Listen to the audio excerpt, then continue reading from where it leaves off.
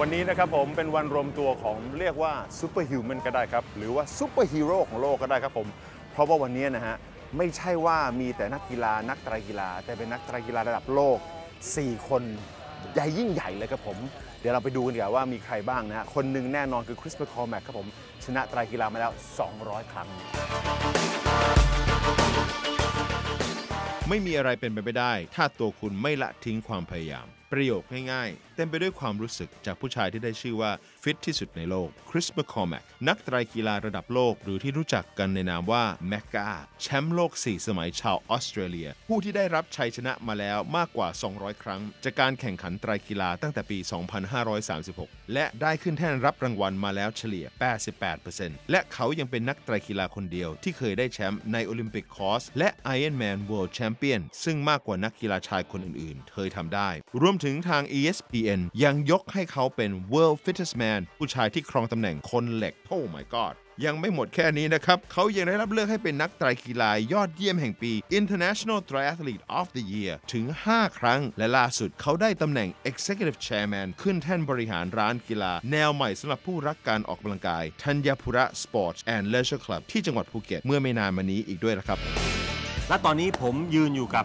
บุคคลที่ทาง ESPN โหวตให้เป็นมนุษย์ที่ฟิตที่สุดนี่คือคริส McCormack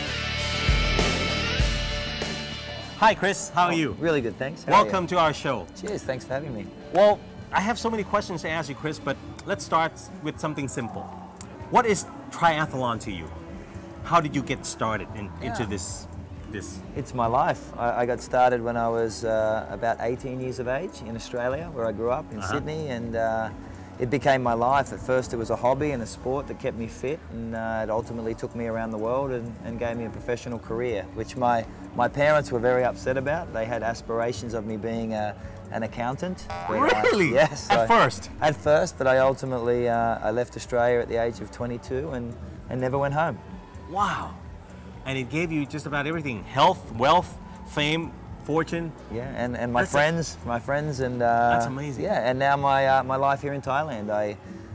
I moved to Thailand a year ago. I'm running a big sports resort in Phuket, so triathlon gave me that. Wow. Yeah. That's amazing.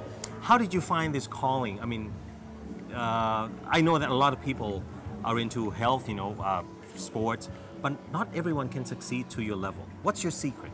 Well, I think when I started, I didn't know I'd be very, very good. I just started for the pure enjoyment. I got together with a group of young friends of mine at the time, and we enjoyed swimming, and we enjoyed playing at the beach, and we enjoyed riding places, and that ultimately spawned to become a sport that is now participated in all around the world. So, I think when you talk to people about how I got here, it wasn't as if I had a vision as a kid of being a professional athlete. My main purpose was to have fun, be active, and get out and be a part of things, and it ultimately led down this path.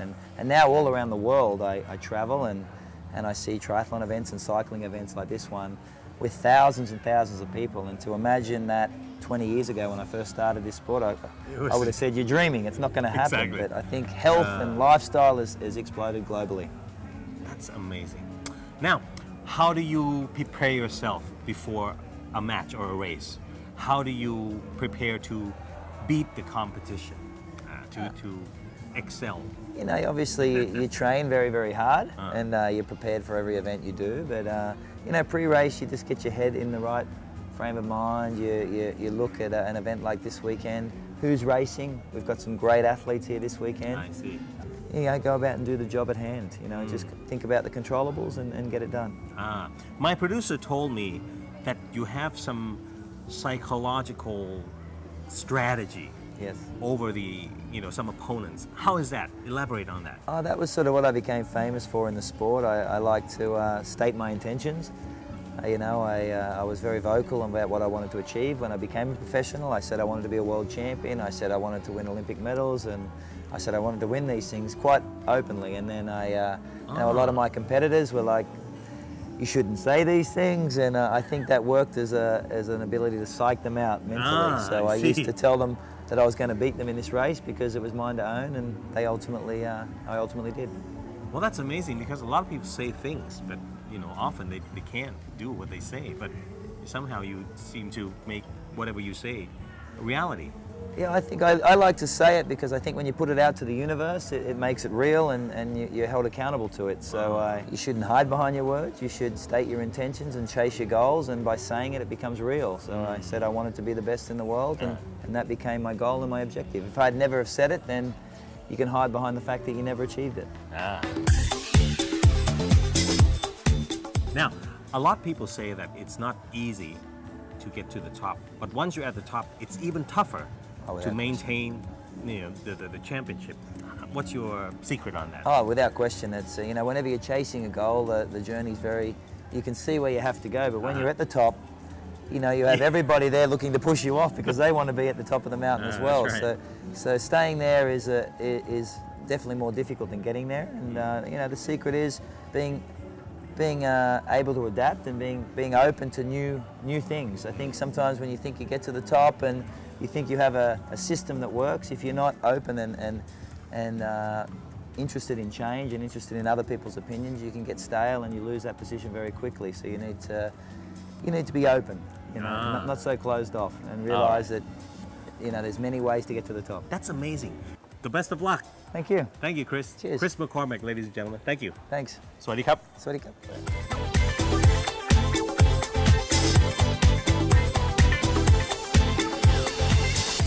แล้วก็นั่นคือจุดเริ่มต้นนะครับผมคริส แมคคอร์แมกมาเมืองไทยมาดูแล้วสนใจมากครับผมตื่นเต้นกับมันมากชวนเพื่อนซูเปอร์ฮิวแมนของเขาอีก3คนนะครับผมหนึ่งในนั้นก็คือนิกเกตส์ครับผม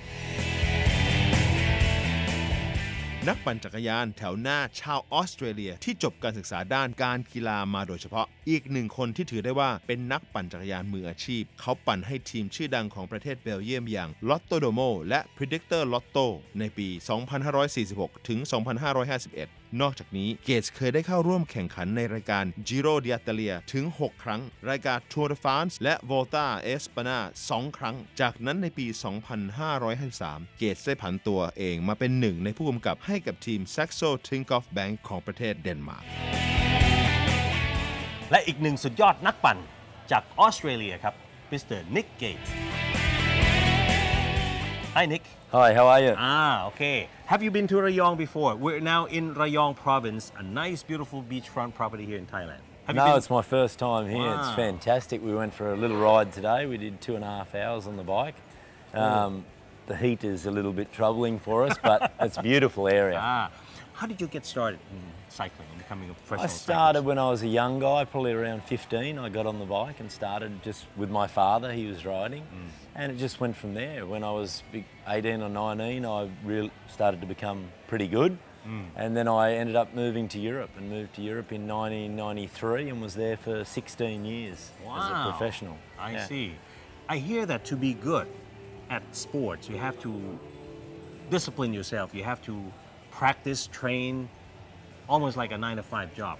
When you get up in the morning, you eat right, you exercise correctly. That's true. What's your daily routine? That's true. I think it's more so it becomes a part of your life. It's a way of life. I mean, the diet, the nutrition, the training, it just becomes a part of you. It's a way of life. And back when I was racing at my maximum capabilities, it was big days. Some days we do 240 kilometre training rides.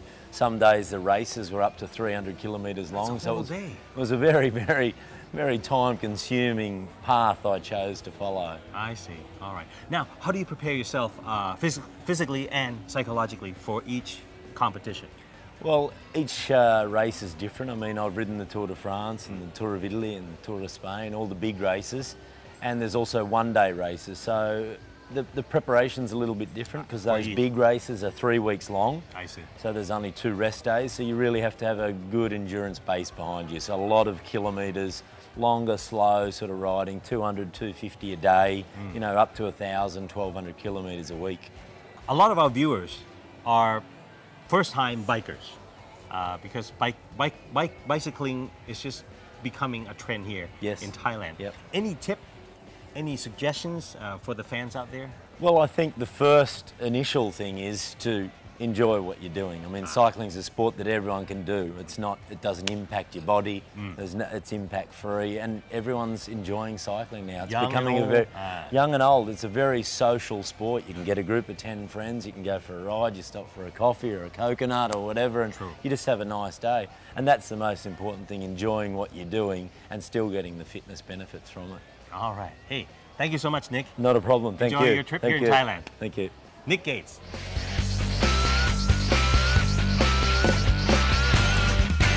ก็ไม่แปลกนะครับในการแข่งขันครั้งนี้นะครับผมที่มีชาวต่างชาติมาร่วมด้วยเยอะมากเลยครับถ้าเราดูเส้นทางที่การแข่งขันแล้วเนี่ยนะฮะจากระยองถึงจันทบุรีเนี่ยผ่านชายหาดแน่นอนผ่านหมู่บ้านชาวประมงขึ้นเขาชมวิวลงเขาผ่านสวนผลไม้เต็มไปหมดเลยครับผมถือว่าเป็นเส้นทางที่สวยงามมากครับผมถ้าเป็นนักปั่นจักรยานแล้วต้องลองมาปั่นสักครั้งหนึ่งครับผมถ้าพูดถึงระยองน่าจะเป็นอีกจังหวัดที่นักท่องเที่ยวหลายคนคิดถึงแต่เกาะเสม็ดแต่ถ้าจังหวัดจันทบุรีแล้วก็คงต้องนึกถึงกันนานหน่อยนะครับแต่ที่แท้จริงแล้วจังหวัดระยองและจันทบุรีนั้นมีสถานที่เที่ยวแทบจะครบทุกรูปแบบเลยรวมถึงเส้นทางในการเดินทางเที่ยวชมทัศนียภาพต้องบอกเลยว่าถนนหนทางยังอยู่ในสภาพที่ดีมากเลยทีเดียวครับไม่ว่าจะเป็นทางขึ้นเขาลงเขาที่ไม่ขรุขระมีเลนสำหรับจักรยานตลอดเส้นทางแถมตลอด2ข้างทางยังได้เห็นวิถีชาวบ้านวัดวาอารามภูเขาป่าไม้สวนผลไม้รวมถึงชายหาดต่างๆที่สามารถถ่ายรูปเก็บภาพไว้ได้เกือบทุกที่นี่คงเป็นเหตุผลที่การท่องเที่ยวแห่งประเทศไทยโปรโมทให้เป็นเส้นทางในฝันของนักปั่นจักรยานในภูมิภาคนี้